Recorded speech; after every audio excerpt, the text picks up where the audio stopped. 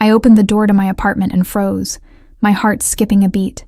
Movers were lined up in the hallway, boxes stacked high, straps dangling, and there, in the middle, stood Maya, my sister, with a smug grin that made my stomach twist.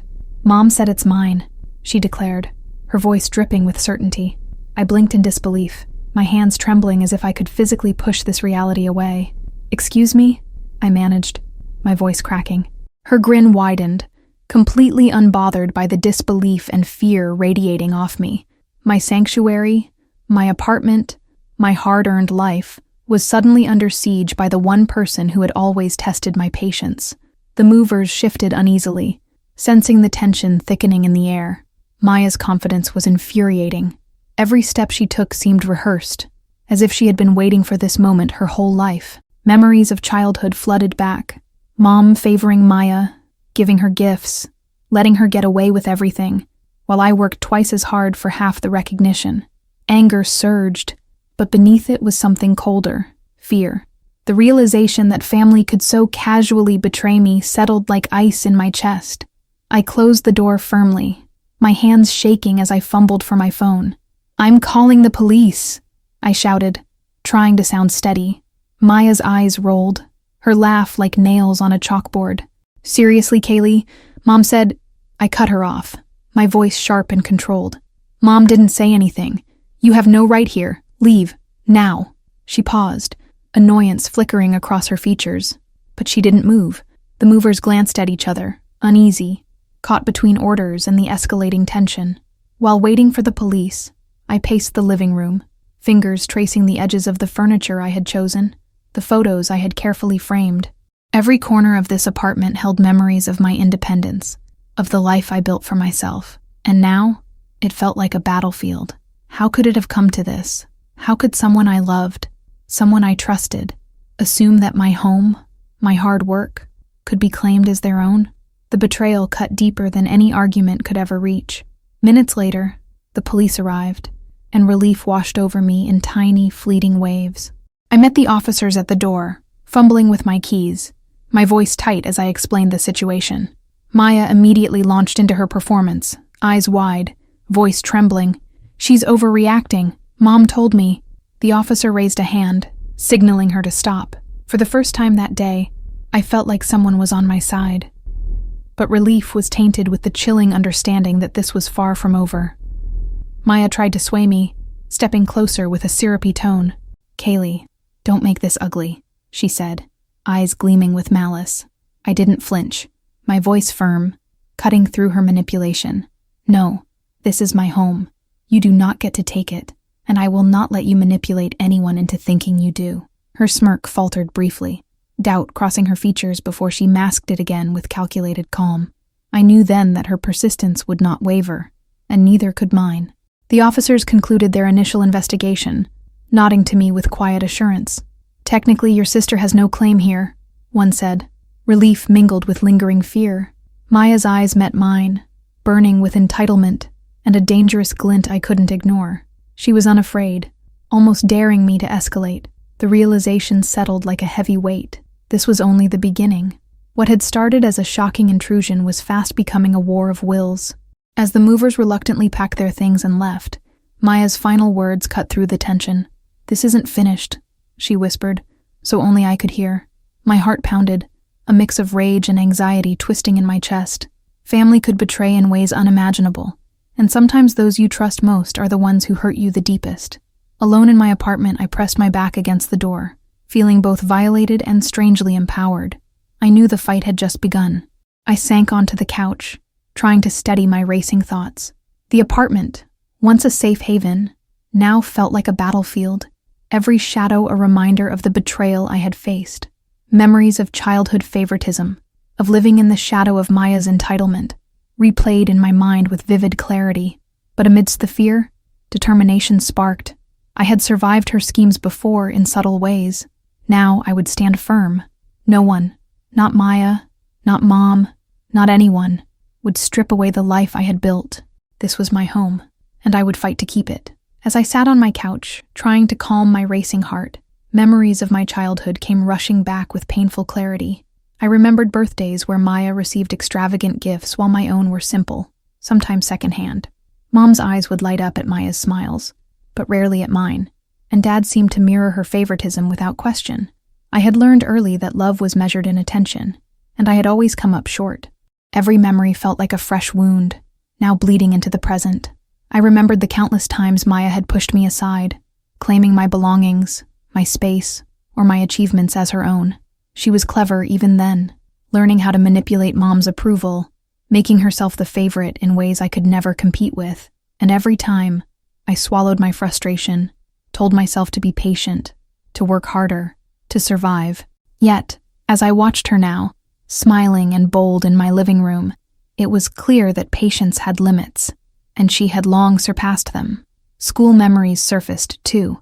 Group projects where she took credit for my ideas, teachers praising her while I quietly bore the work, and holidays spent feeling invisible in my own family. My resentment had simmered quietly for years, but never like this, never so intensely that it had culminated in this violent intrusion into my sanctuary.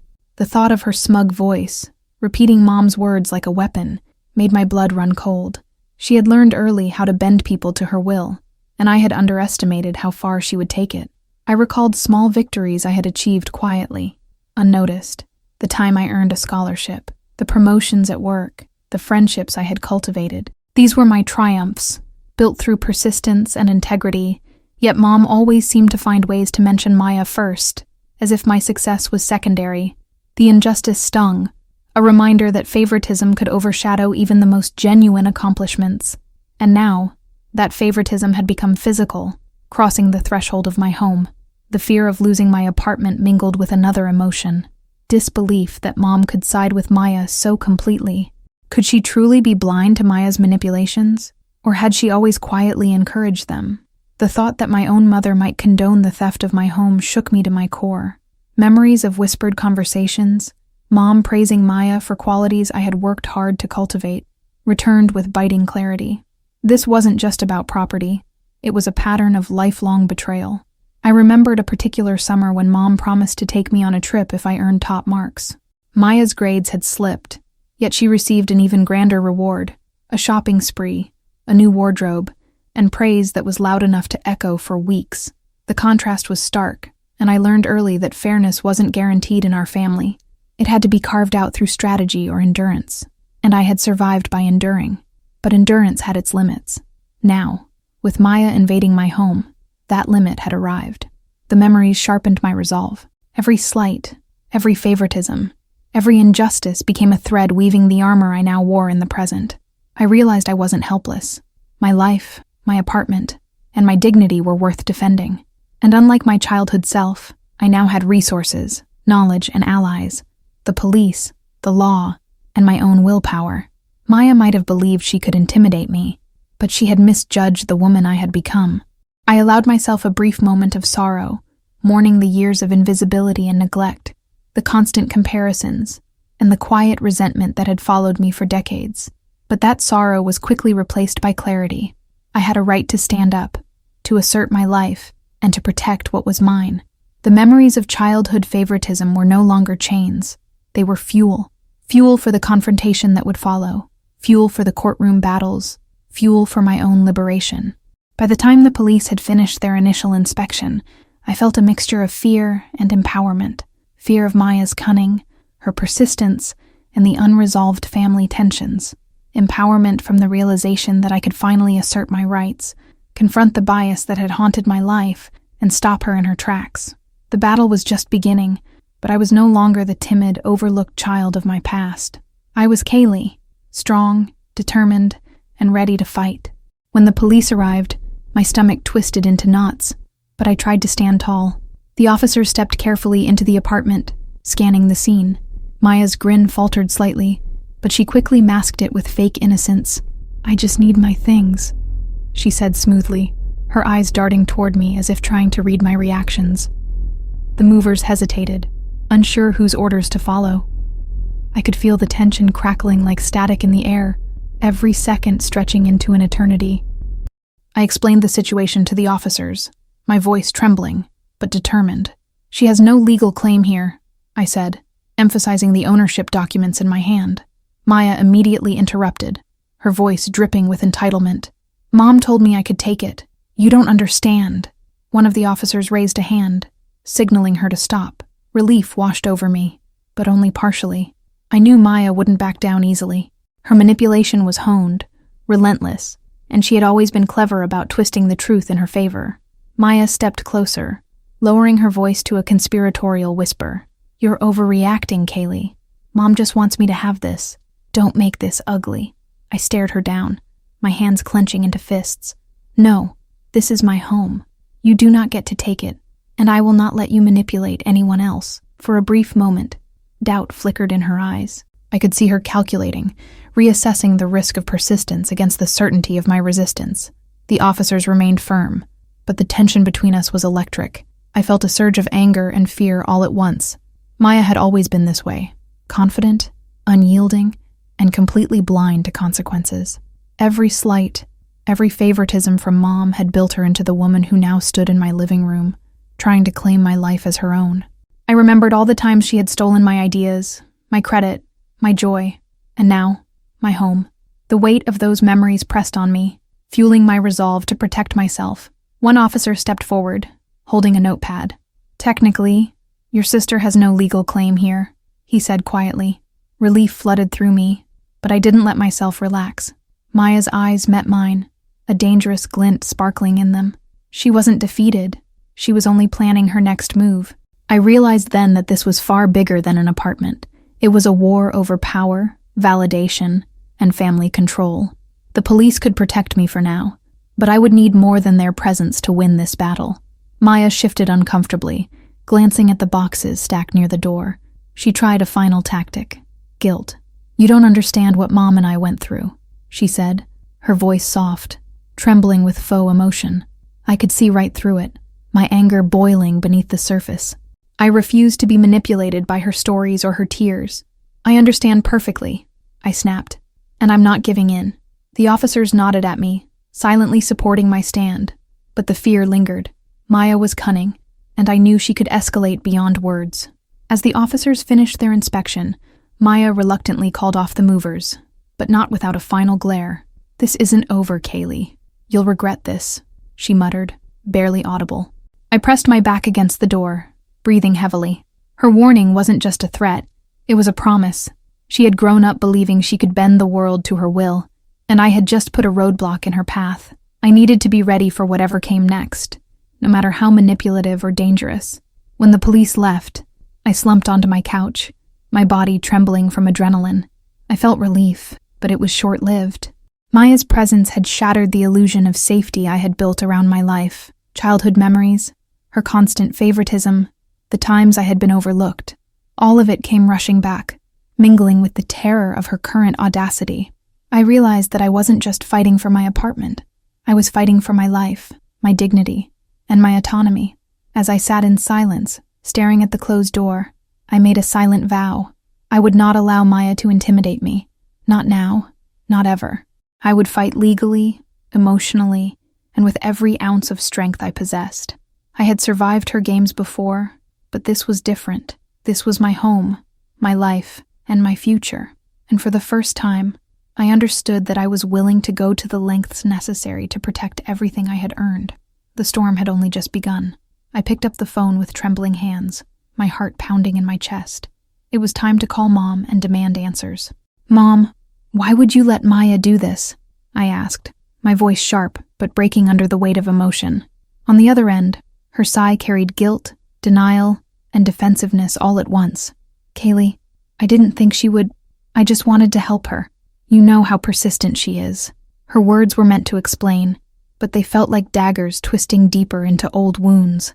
I took a deep breath, trying to steady myself. Help her? By letting her take my home? This isn't help, Mom. This is betrayal. This is favoritism, and I'm tired of it. Silence followed for a moment, heavy with the weight of years of unresolved tension.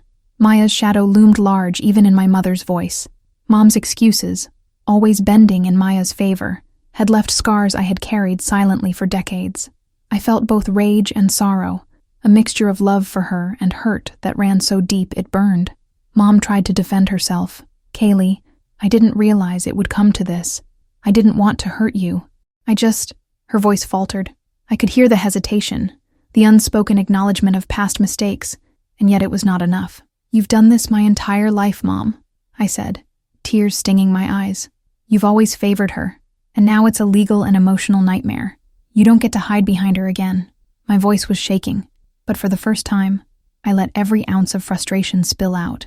I remembered all the times I had swallowed my anger, kept my achievements quiet so she wouldn't overshadow me, smiled when Maya took credit, and let Mom fawn over her while I stood in the background.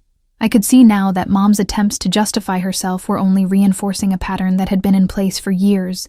Every excuse, every partial truth, every denial of my experiences had created the perfect storm for today, and now I had to protect myself, legally and emotionally.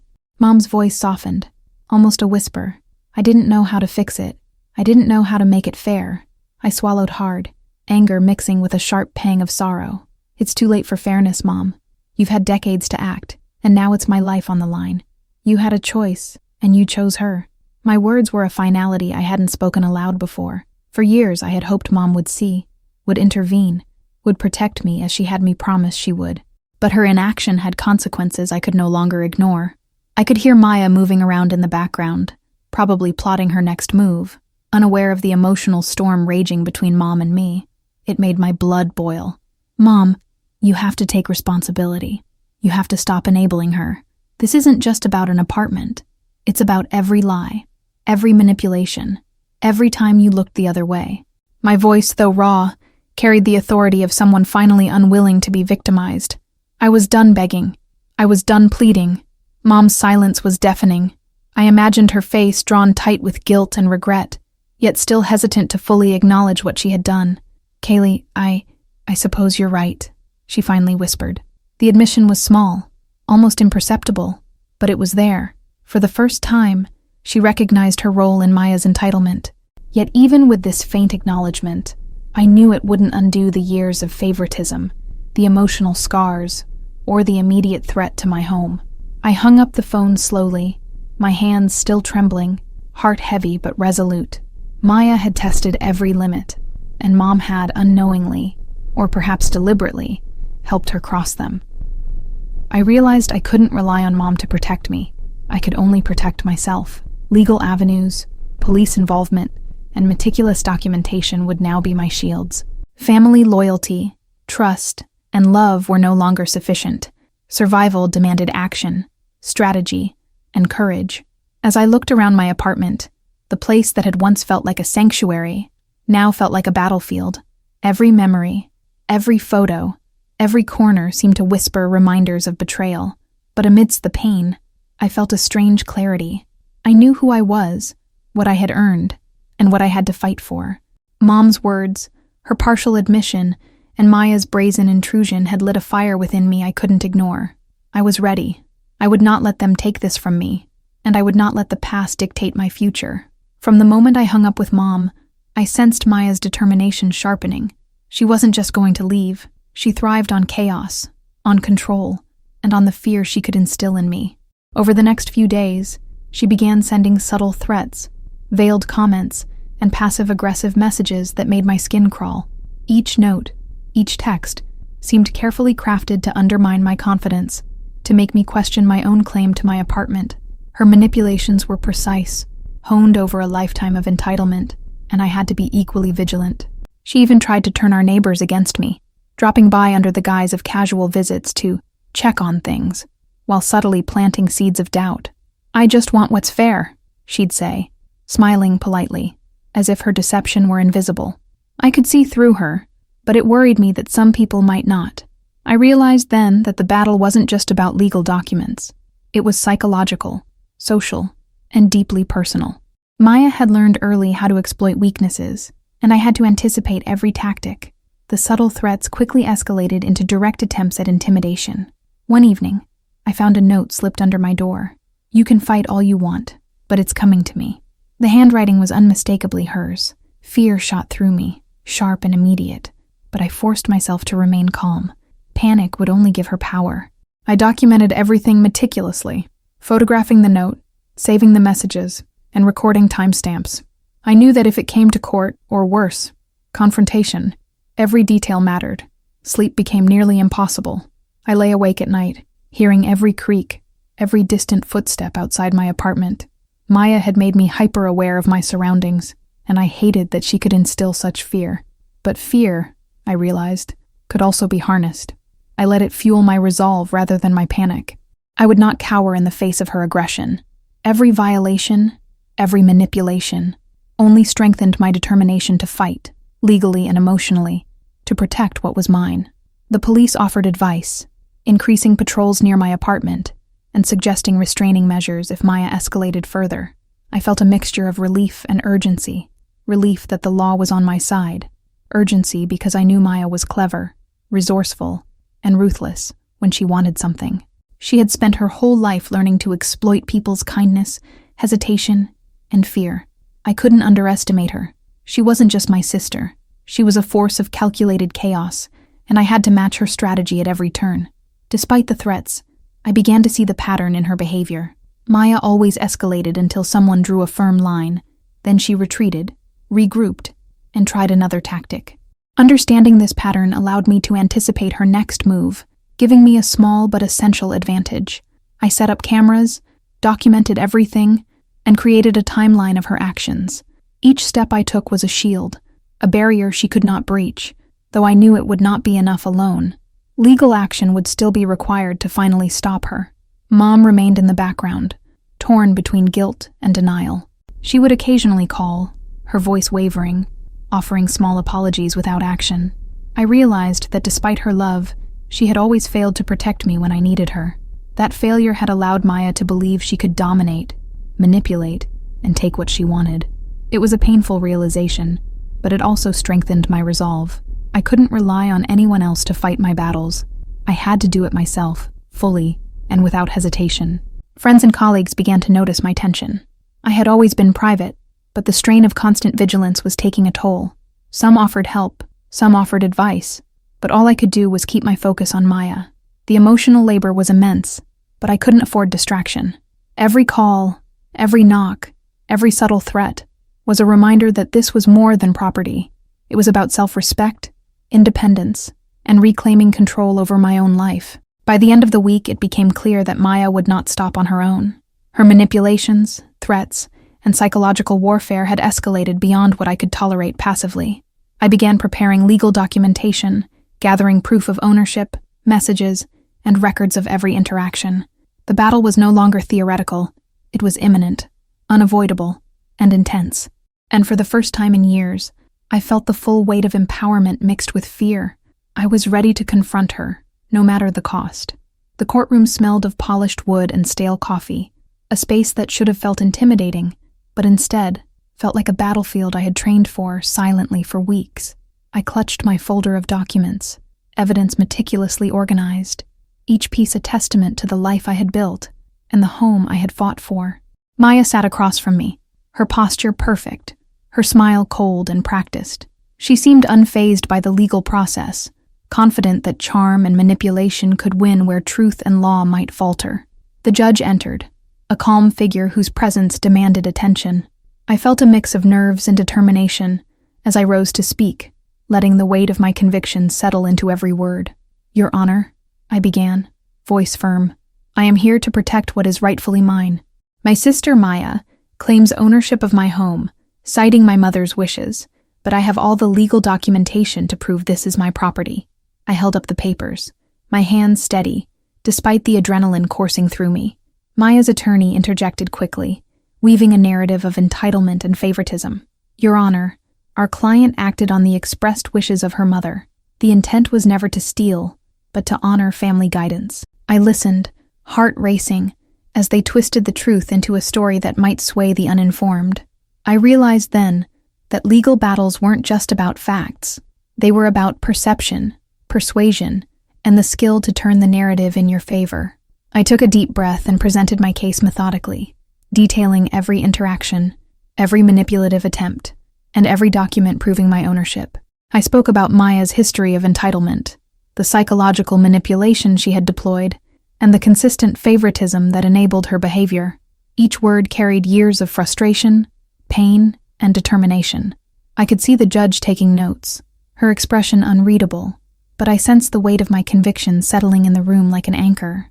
Maya tried to interject, attempting to charm and distract, but I refused to be intimidated. Every attempt she made to undermine me only strengthened my resolve. I had anticipated this behavior. It was exactly what I had prepared for.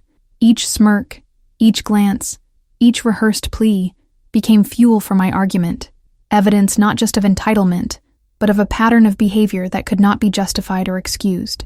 As the proceedings continued, the tension escalated. My heart pounded as I faced my mother in the courtroom, her eyes a mixture of guilt and helplessness. I realized that this legal confrontation was not just about property, it was about family, power, and long-standing patterns of favoritism and betrayal. Every witness I called, every document I presented, was a small victory, a step toward reclaiming what was mine and asserting my right to be respected and protected. The judge listened intently, occasionally asking questions that pierced through the haze of manipulation. "Ms. Kaylee," she asked, her voice calm but firm, "have you attempted to resolve this dispute within the family before resorting to the court?" I nodded, explaining the threats, manipulations, and psychological tactics Maya had used to intimidate me. I described every note, every call, every attempt to sway neighbors and friends. The courtroom was silent, hanging on every word, and I felt the gravity of my story resonate in the air. Maya's smirk began to falter as the evidence mounted. The truth, carefully documented and presented with clarity, could not be dismissed or manipulated. I watched as her confidence wavered, replaced by a subtle but undeniable fear. I realized that this was not just a legal battle, it was a moment of personal vindication. For years, I had been overlooked, manipulated, and dismissed, and now, in this room, my voice carried the power to change the narrative. By the end of the day, the judge adjourned with instructions to review the evidence thoroughly before the next session. I left the courtroom exhausted but resolute, feeling the weight of the battle ahead and the importance of every step I had taken. Maya's eyes followed me, calculating, plotting, but I no longer feared her as I once had. I knew the fight would continue, but for the first time, I felt empowered, armed not just with law, but with truth, clarity, and unwavering determination. In the days following the courtroom session, Maya's demeanor shifted. The smug confidence that had once filled her eyes was replaced with something sharper, more dangerous: desperation. I noticed it in her messages, her phone calls, even her brief appearances near my building. She tried to charm, to threaten subtly, and even to sway friends to her side. Every tactic she employed was calculated, but desperation made her sloppy. I could feel the momentum of the legal battle tilting slightly in my favor. She attempted to confront me in person once, arriving unannounced, her posture exaggeratedly casual, hands on her hips, voice syrupy with fake warmth. "Kaylee, why make this so hard? Mom just wants peace," she said, trying to infuse guilt into every word. I could see through her act. This was no longer manipulation. It was panic disguised as charm. I met her gaze firmly. "This isn't peace, Maya. This is right and wrong. Leave, now," I said, voice steady, despite the adrenaline thrumming through my veins. The neighbors, who had previously seemed confused, began to notice the tension. Maya attempted subtle acts to make me look unreasonable, dropping off friendly notes and packages under my door, but it backfired. Instead of undermining me, it revealed her persistence and inability to respect boundaries. Each act became evidence, each misstep strengthening my case. I realized that desperation, when observed carefully, was a weapon I could use. Maya had underestimated my awareness, my preparedness, and my willpower. Mom remained conflicted, oscillating between guilt and avoidance. She would call occasionally, her voice soft and unsure. "I'm sorry, Kaylee. I didn't mean for this to get so far," she murmured. I knew the apology was sincere, but insufficient. Her attempts to intervene came too late, after years of enabling Maya's behavior. Every word from Mom reminded me that I had to rely on myself to reclaim control, to assert my rights, and to stop the cycle of favoritism and manipulation once and for all. I spent long hours documenting every incident, every message, every subtle act of intimidation. My apartment became a fortress of evidence: cameras, journals, and detailed notes lining my living room. Each entry I made reinforced my confidence, and clarified the narrative I would present in court. I began to feel a strange calm amidst the chaos, a focus that came only when survival and justice were at stake. Maya's desperation was becoming predictable, and predictability was a weapon in my hands. One evening, I received a direct message from Maya that chilled me to the bone. "You think you've won, but the war isn't over. You'll see soon." Her threat, though indirect, carried a weight of menace I couldn't ignore. I reminded myself that fear could not guide me. I responded carefully, calmly, asserting my legal standing and documenting the exchange. Every interaction, no matter how small, became part of the tapestry of evidence I was weaving, a shield against her relentless tactics. The police remained alert, checking in periodically.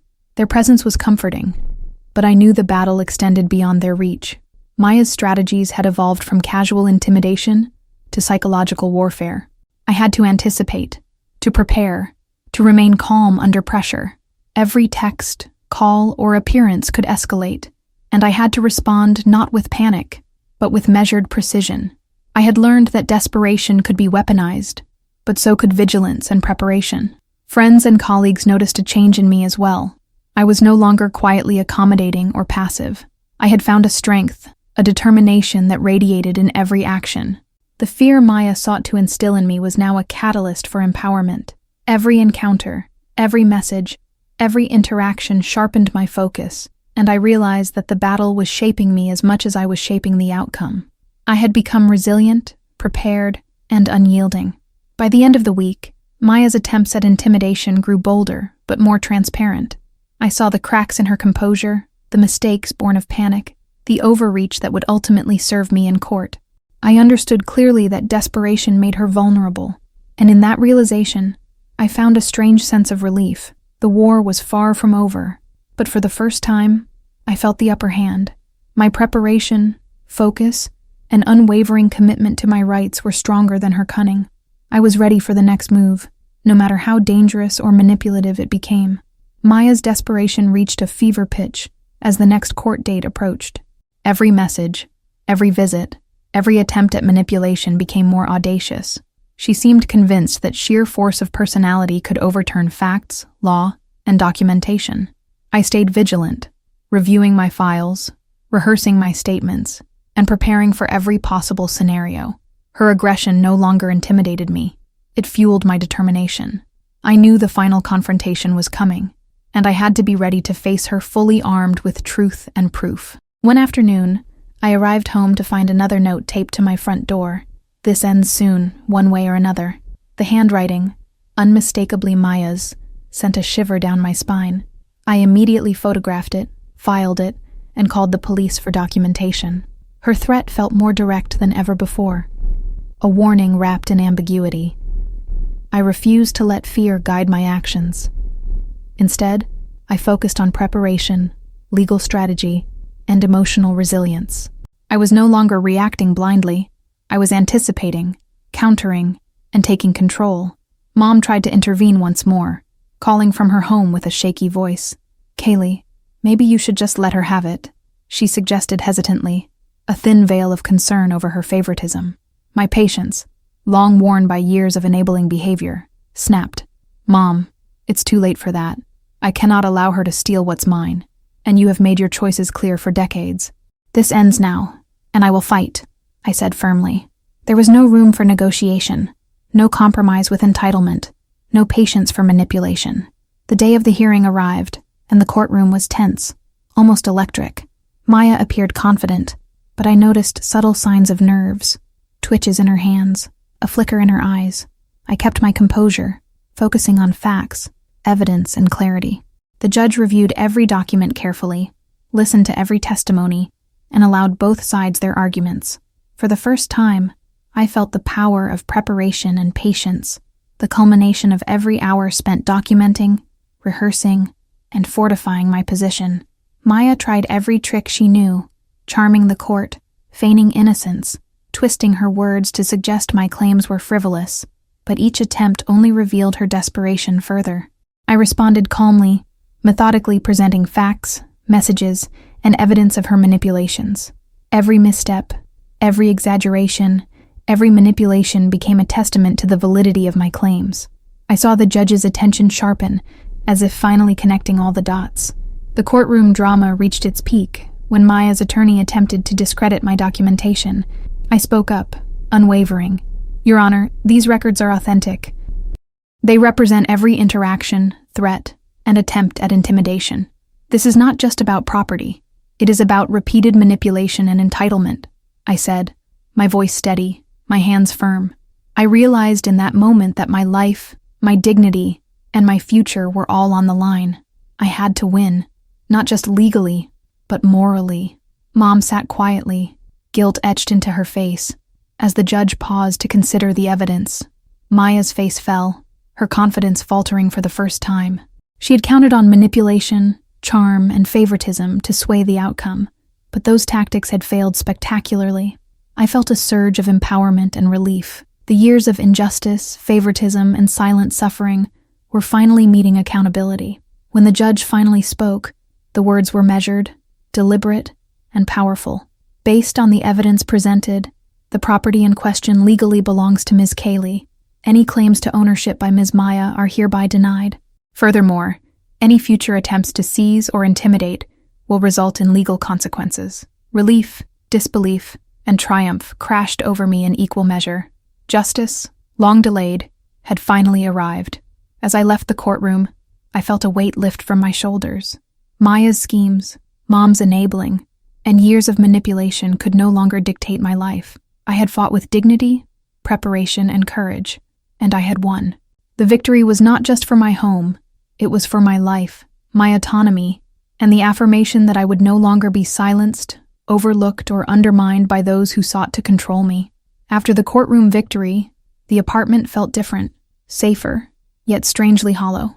I had defended my home, my rights, and my dignity, but the victory came with an emotional cost. I looked around the rooms, each one filled with memories of years past, and realized how much pain had lingered in the shadows of my family's favoritism. The walls seemed to whisper reminders of battles fought quietly, of trust broken, and of the courage it had taken to face the storm. Maya refused to speak to me, her anger simmering beneath the surface. I could feel her resentment in every interaction, every glance, every muttered word when she passed me in public spaces. Her inability to accept accountability only confirmed the pattern I had long recognized. Yet strangely, I felt liberated. Her anger, her resentment, her relentless manipulation could no longer reach me. I had set boundaries that she could not cross, and the law, finally, had backed me. Mom called, her voice hesitant and trembling. "Kaylee, I see now. I was wrong," she admitted. The words, though brief, carried the weight of years of regret. I listened quietly, acknowledging the apology without rushing to forgive completely. Change takes time, and though justice had been served in the courtroom, reconciliation within the family was still a fragile work in progress. I realized that accountability did not automatically lead to trust, and healing would require patience, boundaries, and honesty. Friends who had witnessed the ordeal expressed awe and admiration. "You stood up for yourself like no one else could," they said. Their words warmed me, affirming the courage I had found in the midst of fear and uncertainty. I recognized how much inner strength I had cultivated, how preparation, resilience, and clarity had transformed me from someone easily manipulated into someone fiercely protective of her life and boundaries. Maya's absence became a constant, a silent reminder of the emotional cost of her entitlement. While the apartment was mine, the presence she had forced into my life lingered in memories, messages, and unresolved tension. I realized that while justice could reclaim property, it could not erase the psychological imprint of manipulation. Yet, acknowledging that allowed me to confront it, rather than be consumed by it. I was learning to reclaim not just my home, but my emotional equilibrium as well. I began taking small steps to rebuild the sanctuary my home had always been meant to be. Every corner, every room became a symbol of autonomy and self-respect. I decorated deliberately, cleaned meticulously, and established routines that reinforced security and calm. The apartment, once a battlefield, was slowly transforming into a refuge where I could breathe freely, think clearly, and regain the peace that Maya's aggression had threatened to steal. Mom eventually visited, cautiously, attempting to rebuild trust. Her presence was tentative, apologetic, and layered with the complexity of guilt and love. I allowed her in, but only on my terms, establishing boundaries that would prevent old patterns from repeating. It was a delicate balance, requiring patience and vigilance. I realized that forgiveness was a choice, but it was not an obligation. Trust had to be earned, not assumed. The lessons of the ordeal began to crystallize for me. I understood the importance of preparation, documentation, and self-advocacy.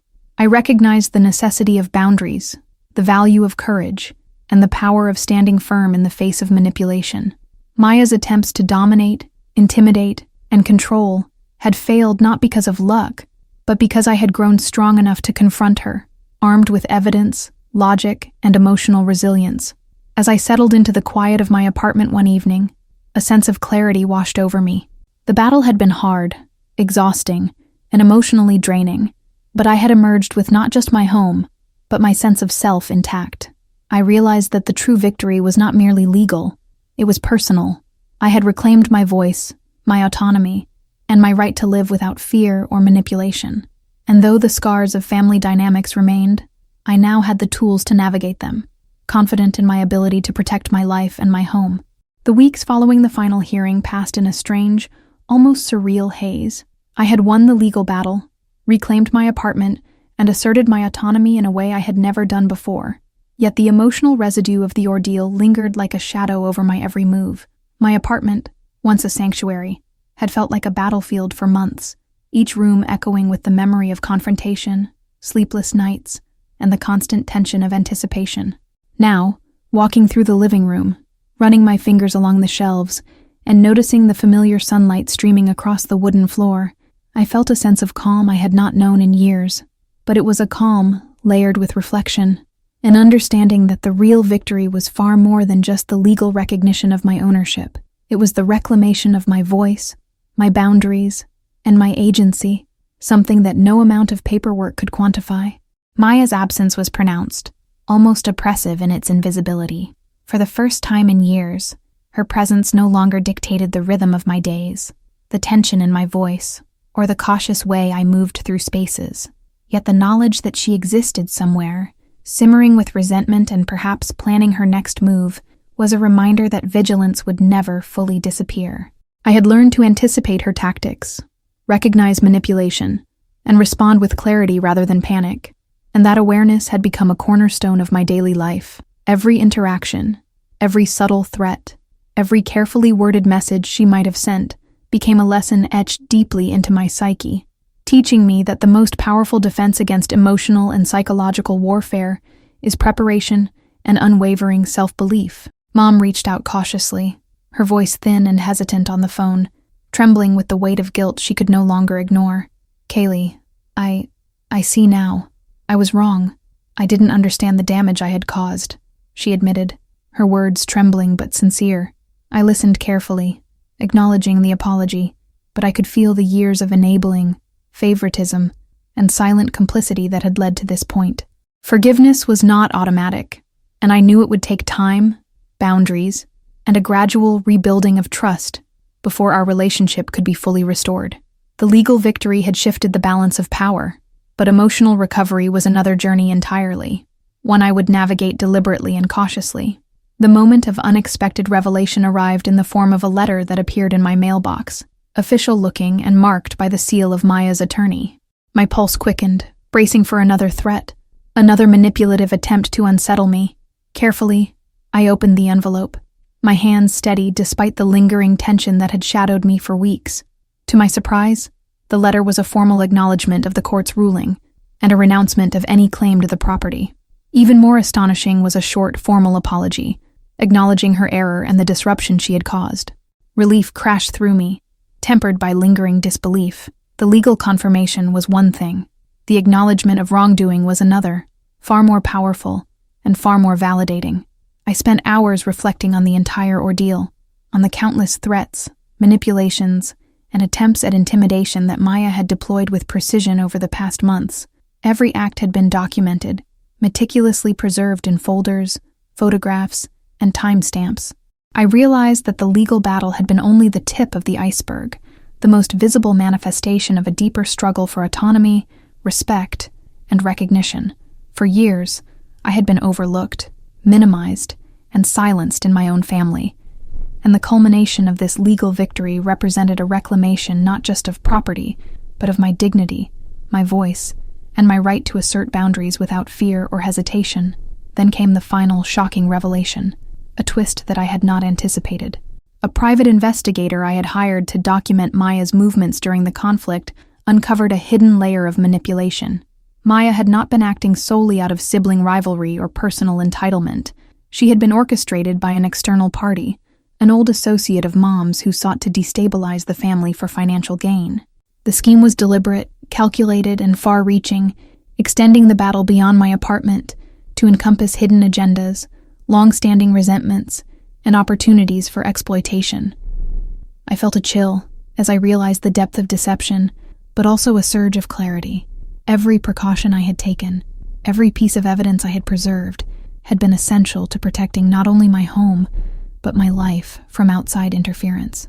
This revelation reframed the entire conflict, transforming it from a personal family dispute into a story of resilience, strategy, and survival.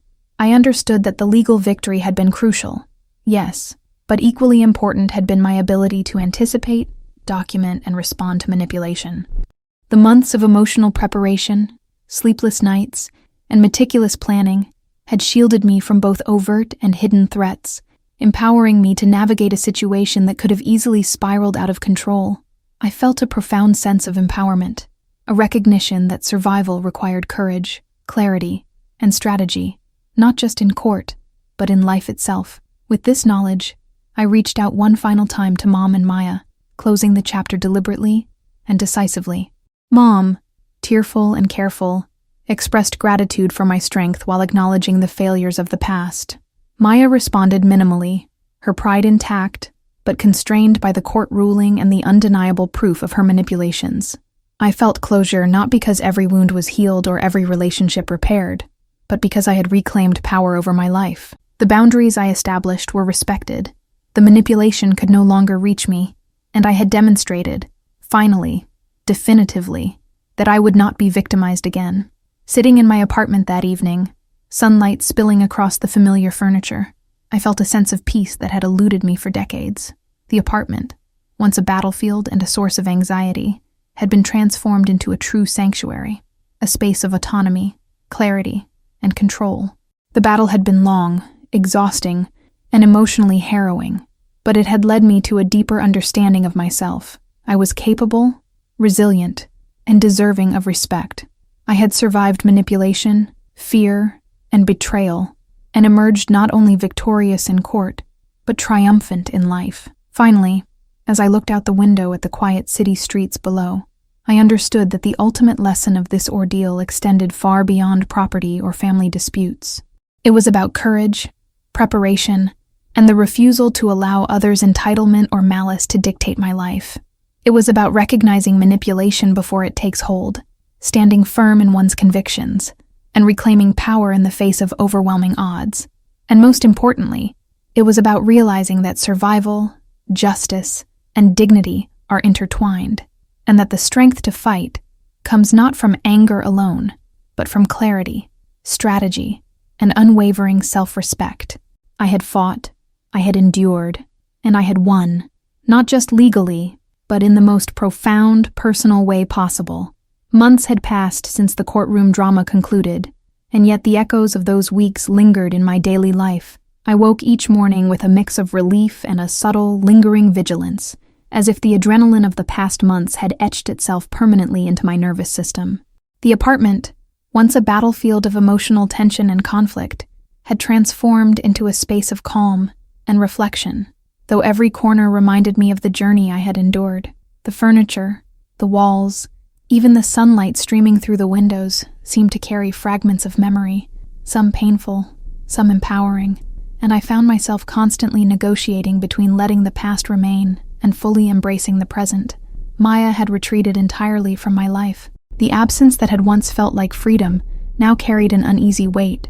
There were days when I wondered what she was doing, how she was processing her defeat, and whether she even understood the depth of the consequences her actions had caused. I realized that letting go did not mean forgetting. It meant acknowledging reality, accepting the limits of my control, and moving forward without allowing her continued presence to dictate my emotional state. The lesson was difficult, yet liberating. I could no longer control her actions, but I could control my response, my boundaries, and my emotional landscape. Mom tried to rebuild our relationship cautiously, her approach slow and tentative. She would call or visit, always careful to respect the boundaries I had established. I noticed a subtle shift in her demeanor over time. Guilt tempered her actions, and a desire to repair the fractured relationship began to replace the old patterns of favoritism and avoidance. I allowed her in, but on my terms, establishing clear expectations for honesty, accountability, and emotional transparency. Forgiveness, I realized, was not a single act but a process, one that required observation, reflection, and discernment. And yet, even amidst the cautious reconciliation, I could sense that our dynamic had fundamentally changed. I was no longer the passive participant in her decisions or Maya's schemes. I had reclaimed my voice, and that reclamation carried profound power. The apartment itself became a sanctuary in a way it had never been before. I began redecorating, intentionally creating spaces that reflected peace, control, and emotional clarity. Every piece of furniture, every photograph, and every arrangement became a deliberate choice, an assertion of autonomy that reaffirmed the victory I had fought so hard to achieve. I spent evenings cleaning, reorganizing, and creating routines that reinforced calm and mindfulness. The space had transformed from a mere physical dwelling into a symbol of survival and resilience, a reminder that I had faced intimidation, manipulation, and betrayal, and emerged intact, whole, and stronger than before. As weeks turned into months, I began to explore the deeper lessons the ordeal had taught me.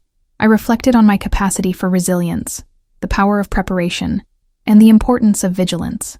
I understood that the court victory had been critical, but equally critical had been the emotional and psychological work I had undertaken to survive. Documenting every threat, every message, every interaction had not only strengthened my case but also fortified me against fear and uncertainty. I recognized that empowerment comes not solely from winning, but from developing the ability to face adversity with clarity, strategy, and self-assuredness. I also realized the broader implications of the hidden manipulations I had uncovered. Maya had not acted in isolation. There had been external influences, opportunists exploiting family dynamics for financial and personal gain. This revelation reshaped my understanding of the conflict entirely. The ordeal had been a complex web of entitlement, favoritism, and strategic exploitation, and surviving it had required far more than legal acumen. It had demanded insight, intuition, and emotional fortitude. The private investigator's findings became a quiet reassurance that my caution, preparation, and refusal to be intimidated had been not only necessary, but vital. With this knowledge, I began to consider my life beyond the immediate conflict. I reconnected with friends who had supported me throughout the ordeal, recognizing the importance of a strong support system. I immersed myself in work, hobbies, and self-care practices that reinforced my independence and well-being. The emotional energy I had spent navigating manipulation and fear was redirected toward personal growth, creative pursuits, and building a life that reflected the values I had fought to protect. I discovered that reclaiming my home had been symbolic as much as practical, a declaration that I would no longer be sidelined or silenced, and that my life would proceed according to my choices, not others' entitlement. I also began to reflect on the lingering complexities of family dynamics. While the immediate threat of Maya's interference had ended, the patterns of favoritism and unspoken tensions remained in subtle ways. I learned to accept that family is not always a source of unconditional support or fairness. I embraced the reality that boundaries are essential, accountability is non-negotiable, and self-preservation is a moral imperative when trust has been repeatedly violated. The court's decision had restored my legal rights, but the deeper, ongoing work of emotional resilience, boundary setting, and self-care was equally important. I realized that victory in life is rarely a single event. It is a series of conscious choices, each reinforcing the autonomy and dignity one has fought to reclaim. Perhaps the most profound realization came in the quiet moments alone in my apartment. Sitting in the living room, bathed in late afternoon sunlight, I felt a wave of clarity and peace that had eluded me for years. The legal battle, the confrontation with Maya, the tension with Mom, and the exposure of hidden agendas had all brought me to this moment of profound self-understanding. I had discovered that strength is not measured solely by the ability to confront external threats, but by the capacity to remain grounded, clear, and compassionate toward oneself amidst chaos. I had endured betrayal, intimidation, and fear, and had emerged not only victorious, but transformed. As the weeks turned into months, and the months into a full year, I finally began to feel the lasting impact of the ordeal. My home was secure, my autonomy reaffirmed, and my relationships carefully navigated with honesty and boundaries. I had learned that empowerment comes from vigilance, clarity, and the courage to defend one's rights, and that even in the face of family betrayal, justice and dignity could prevail. The scars remained, but they were no longer sources of fear. They were reminders of resilience, strength, and the transformative power of standing firm. In the end, the apartment was more than a place to live. It had become a symbol of survival, empowerment, and the hard-won right to define my life. Every decision, every step, every act of courage had brought me to this place of clarity and peace. I understood finally that life's battles are not merely legal disputes or confrontations with others. They are opportunities to discover one's inner strength, to assert one's dignity, and to reclaim control over one's story. And as I looked out at the city skyline, I felt a profound sense of triumph, not just over Maya or my family's manipulation, but over the fear, doubt, and uncertainty that had long haunted me. I had survived, I had reclaimed my life, and I had emerged stronger, wiser, and unshakably grounded in the knowledge that my voice, my boundaries, and my choices were finally my own.